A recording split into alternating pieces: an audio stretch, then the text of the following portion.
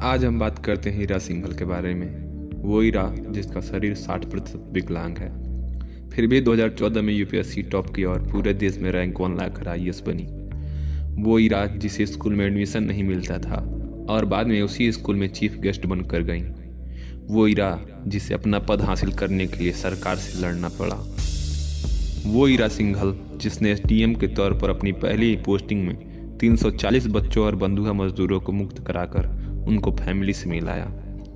सुनाते हैं उसी हीरा सिंघल की रोमांचक कहानी, जो न सिर्फ आपको मोटिवेट करेगी बल्कि इसे सुनने के बाद आप अपनी परिस्थितियों से लड़ना और अपना भाग्य अपने मेहनत के दम पर लिखना सीख जाएंगे।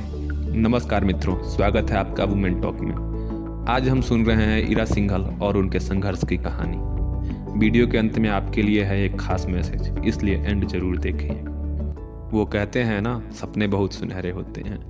वो सतरंगी सपने जो इंसान कभी खुले तो कभी बंद आंखों से देखता है। सपने यदि सच हो जाएं तो इंसान को खुशियों से भर देते हैं, लेकिन सपने और हकीकत के बीच जो चुनौतियां आती हैं, वही चुनौतियां व्यक्ति का असली इम्तिहान लेती हैं।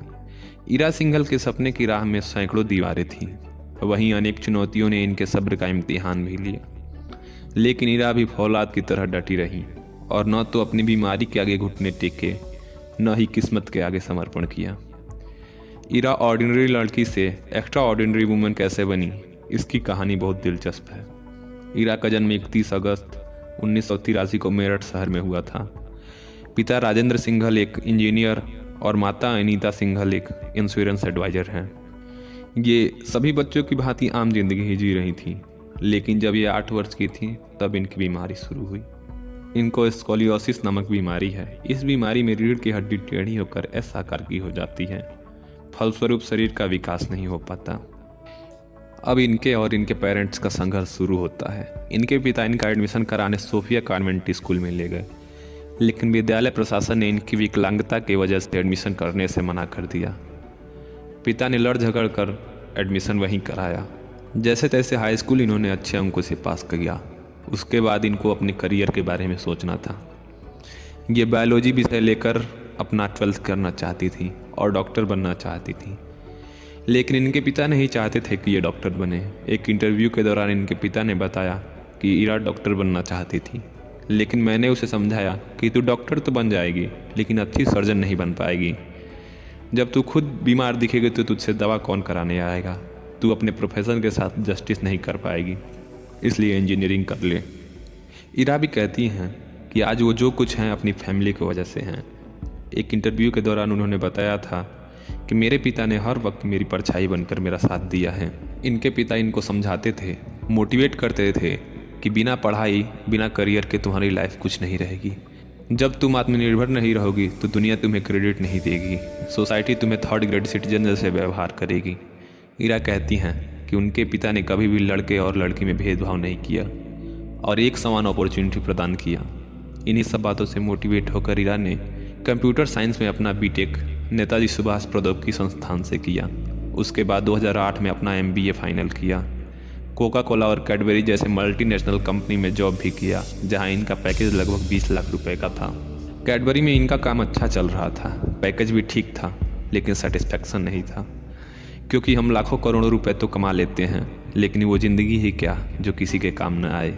और यूपीएससी आपको वो मौका देती है जहां आपके एक सिग्नेचर से सैकड़ों लोगों की ज़िंदगी बदल सकती है। इन्हीं सब उलझनों के बीच हीरा ने फैसला लिया कि अब इन्हें यूपीएससी निकाल कर आईएएस बनना है। इन्होंने वर्ष 2010 में अपना पहला अटेम्प्ट दिया और अपने मेहनत के दम पर ही भारत के सबसे कठिन एग्जाम को क्रैक कर 815वां रैंक लाकर IRS बन गई। पर शायद नियति को कुछ और ही मंजूर था। इनको सर्विस अलॉट नहीं किया गया। आपने अक्सर सुना होगा कि प्राइवेट सेक्टर में भेदभाव किया जाता है, लेकिन यहाँ तो सब कुछ उल्टा था। खुद सरकार ही न सिर्फ इनके साथ बल्कि अन्य कई दिव्यांगों के साथ भेदभाव कर रही थी। इन्होंने सरकार पर केस कर दिया। इसी बीच इन्होंने अपना दूसरा और तीसरा अटेम्प्ट भी दिया, लेकिन निराशा ही हाथ लगी और ये IAS नहीं बन सकी। तब तक वर्ष 2014 आ चुका था और ये केस जीत गई थी। फाइनली सरकार को इनका सर्विस से अलॉट करना पड़ा और ये IRS की ट्रेनिंग के लिए चली गई। किसी ने कहा है कि उम्र थका नहीं सकती, उम्र थका नहीं सकती, ठोकरें गिरा नहीं सकती। अगर जिद हो जीतने की तो हार भी हरा नहीं सकती। अगर जिद हो जीतने की तो हार भी हरा नहीं सकती। कुछ ऐसी ही जिद थी इरा की भी। इन्होंने अपना चौथा अटेम्प्ट दिया और इस बार इनका ऑल इंडिया रैंक 1 था। इनकी आंखों में खुशी के आंसू थे और ये वो लम्हा था जिसका हर एस्पिरेंट को इंतजार रहता है। पिछले 5 वर्षों की मेहनत रंग लाई थी। इन्होंने सिद्ध कर दिया कि ज़िंदगी खुद रास्ते बनाती है, रास्ते ज़िंदगी नहीं बनाते। यह भारत सरकार में डिपार्टमेंट ऑफ डिसेबिलिटी के ब्रांड एम्बेसडर हैं। इंडिया टुडे की वुमेन ऑफ द ईयर 2015 घोषित की गई थी। हाल ही में 2 ट्रांसजेंडर्स को परमानेंट नौकरी दिया और ये महिला सशक्तिकरण के लिए काम कर रही हैं। वर्तमान में ये अपने उस सपने को जी रही हैं जो कभी इन्होंने खुली आंखों से देखा था। आपने भी कोई न कोई लक्ष्य जरूर निर्धारित किया होगा। कमेंट में बताइए कि आप जीवन में क्या बनना चाहते हैं और खुद से एक सवाल कीजिए कि क्या अपने सपने को पूरा करने के लिए आप अपना 100% दे रहे हैं। मित्रों, सफलता एक दिन में तो नहीं मिलती, लेकिन एक दिन जरूर मिलती है और जिस दिन आप सफल होंगे आपके भी आंखों में खुशी के आंसू होंगे। आपको खुद पर गर्व होगा कि हाँ, मैंने कर दिखाया। आपके पेरेंट्स को आप पर गर्व होगा। इसलिए खामोशी से मेहनत करते रहिए, आपकी सफलता एक दिन जरूर शोर मचाएगी।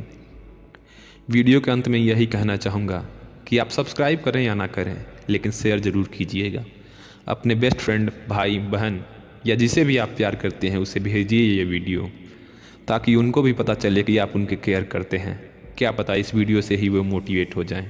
मिलते हैं अगले एपिसोड में। नमस्कार।